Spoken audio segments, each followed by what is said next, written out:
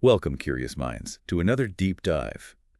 Today, we're journeying to a region often described as, well, just a crossroads. Right. But our sources suggest something maybe much deeper about its role in history. We're talking about Turkestan. Yeah. And the big question we're kind of wrestling with today is this. Can a region be more than a bridge? More than just connecting civilizations, could it actually be a founder? Because some of the fascinating sources we looked at make this pretty bold claim.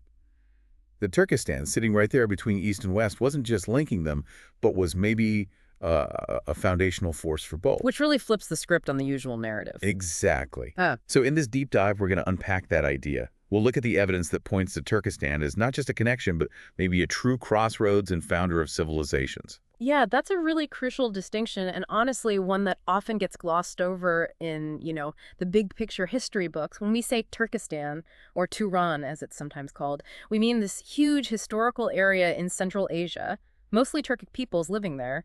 And for centuries, centuries, it was just this incredibly significant place, a really vibrant center along the Silk Road, a real melting pot. That already reframes it, doesn't it? Away from just a passive pathway. I'm genuinely excited to dig into the surprising ways Turkestan might have shaped global history, more than just a caravan stop. So where do we even start to get a grip on this foundational role? Maybe we should start with the cities. The sources mentioned Khiva, Bukhara, Samarkand, Tashkent, Kokand. Good starting point. How are these more than just dots on a map? How do they function as capitals of Turkestan, really shaping things around them, acting as these cultural and knowledge hubs? That's a great question because they really were much more than just locations. They were like civilizational beacons. Take some. It wasn't called the Pearl of the East just because it sounded nice. Right. It was the absolute jewel of the Timurid Empire. You had this incredible fusion, Persian, Turkic, Mongol, Arab, Indian art, science, all mixing together. It drew people, scholars, artists from all over Eurasia, a truly unique blend. And then there's Bukhara. Not just a city, but genuinely one of the great intellectual capitals of the Islamic world, Right. famous for its madrasas, its scholarship, especially in religious studies and law, just unparalleled. Yeah. Khiva was different, again, more of a strategic fortress city, absolutely vital for controlling the Silk Road caravans, the flow of goods and people, a real gateway. And Tashkent, Kokand, they were the administrative, the economic anchors. They really drove development across Central Asia, acting as magnets for innovation too. Okay, so these cities were civilizational engines, as you put it. But how do they actually power that movement? The spread of ideas, inventions across such huge distances. Yeah. What was the mechanism? Well, that leads us straight to the Silk Road, doesn't it? Okay. Turkestan wasn't just on the Silk Road. You could argue it was the main highway, the central artery. And yes, the goods were impressive: silk, spices, porcelain, gems, all that flowing through. But the really profound thing, the Silk Road was so much more than just trade. It allowed for this massive transfer. Knowledge, religion, technology, ideas on a scale that's almost hard to imagine for that time. Right. More than just economics. Definitely. Take paper, for example. Our sources mention it started in Samarkand, was maybe improved in China, but then spread westward from Turkestan.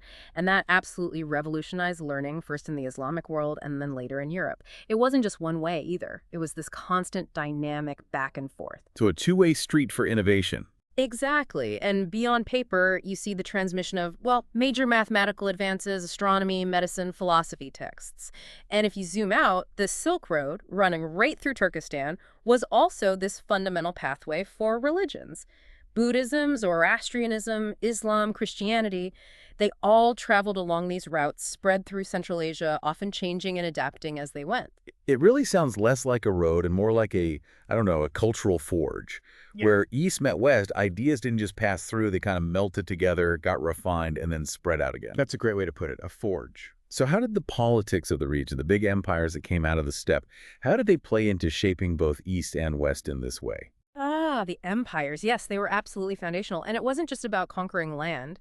These Turkic and related steppe peoples, they repeatedly reshaped the entire Eurasian landmass.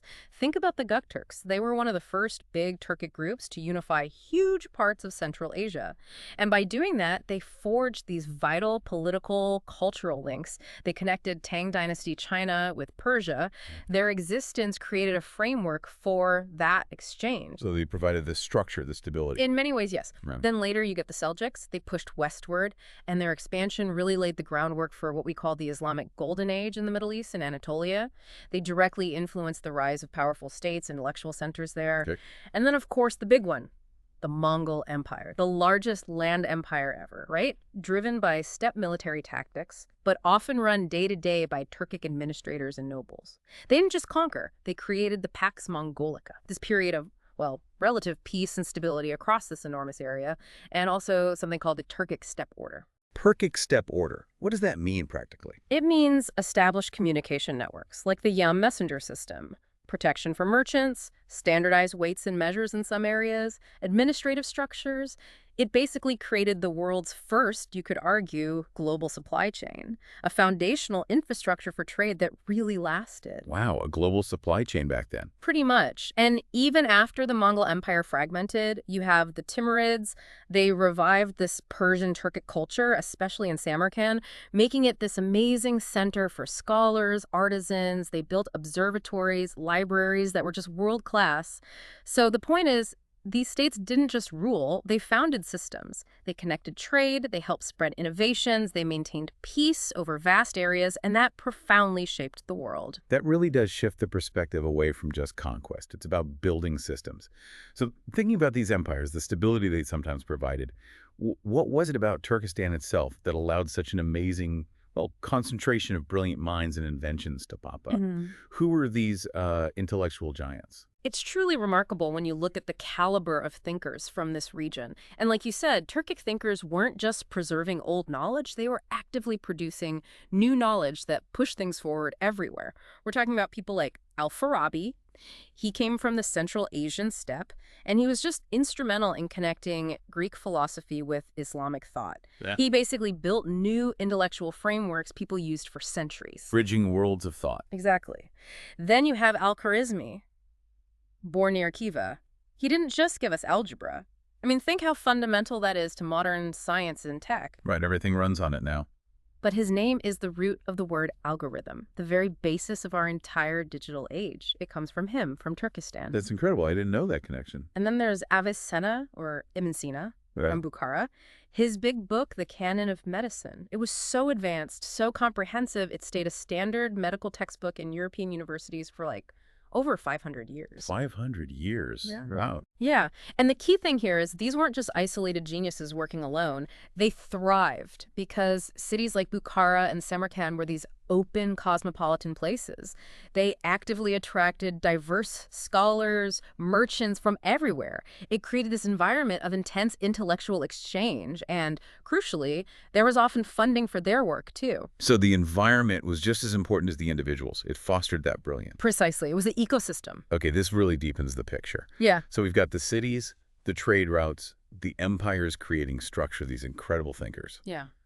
How does all this let us really embrace that idea of Turkestan as the founder? What does that mean, like practically, beyond just being centrally located? Right. It means we need to shift our view, not just seeing it as a passive middle ground, but understanding its active, its catalytic role. Now, obviously, it didn't invent Eastern or Western civilization single-handedly, right? That's not the claim. Yeah. But the sources strongly suggest it was absolutely critical in forging, sustaining, and bridging them.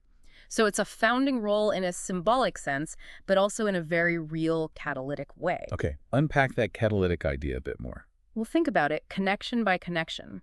Turkestan, through its empires like the Mongols, founded stable trade routes and secured them. That created an interconnected world much earlier than we often think. It founded these unique centers of knowledge, Samarkand, Bukhara, where Eastern and Western ideas didn't just meet, they fused. New intellectual traditions were literally born there, drawing the best minds for centuries. Like incubators. Exactly. It founded key technologies that then spread. We mentioned paper, advanced math things that transformed civilizations everywhere. And maybe just as important, it seems to have founded traditions of tolerance, at least in those major urban centers, places where Persians, Arabs, Chinese, Indians, Turks, Christians, Muslims, Buddhists, Zoroastrians, they all mingled. They exchanged not just goods, but really profound cultural ideas. It was a crucible, not just a corridor. The crucible. I like that. So it wasn't just that stuff passed through Turkestan. It was more like the heart, maybe, pumping knowledge goods culture between the world's big civilizations and actively shaping them in the process, not just passively letting them flow by. That's a really good analogy, the heart that pumps the currents. And speaking of these really deep cultural connections, our sources mention something else, something maybe even more ancient and intriguing that might tie into this whole founder idea. Ah, yes, the Odam-Tilly theory. It's a fascinating linguistic idea, still debated, mind you. Okay. But it basically posits that ancient Turkic might be like the common ancestor language, the root of human language itself. Whoa. The root of all language. That's the hypothesis. Now, and it's a big if that turned out to have some truth to it, think about what that implies for Turkistan's foundational role. It would suggest that ancient Turkic nomads maybe bridged east and west, not just physically or intellectually, but linguistically. That their symbols, their letters, their words might have seeded foundational concepts, maybe even grammatical structures, across huge parts of Eurasia. So the cities weren't just crossroads for goods and ideas. But potentially for words themselves, for the very codes of human communication. It would just add another layer to Turkistan's unique, maybe pervasive influence as a kind of founder. What an incredible journey that is. Through history, through ideas, Turkistan. It really does seem like so much more than just a region on a map. It feels like a civilizational bridge, but also a carrier of light and learning. Its influence just ripples out across time and space in ways we're maybe only now starting to fully grasp. Absolutely. Its legacy is alive today. You see it in the cultures, the languages, the identities of millions of people across Central Asia and far beyond. From those ancient cities to the vast steppes, Turkestan really stands out as a kind of motherland of connection, knowledge, and renewal. A definite founder center for religions, science, culture, language, even statecraft. So here's a final thought for you, our listeners. When you think about the connections that shaped our world, how does seeing Turkestan not just as that bridge, but as a genuine founder, how does that maybe change your understanding of history, of where innovation really comes from, something to ponder? Thank you for joining us on this deep dive.